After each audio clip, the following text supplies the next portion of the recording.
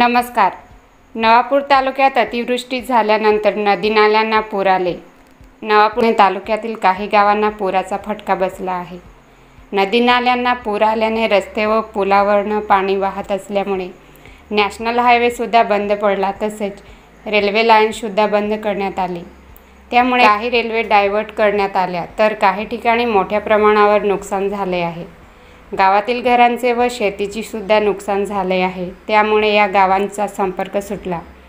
प्रशासनाने तात्काळ मदत व पंचनामे करण्यासाठी आदेश देण्यात आले आहे.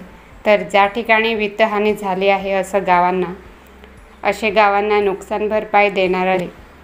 अतिवृष्टीमुळे नवापूर येथील इस्लामपूर या ठिकाणी जास्त नुकसान झाले असून चिंचपाडा, कोडदा, भरडू, बंदरपाडा, देवडीपाडा, जुनी विसरवाडी, केलपाडा या गावांना पुराचा फटका बसला आहे.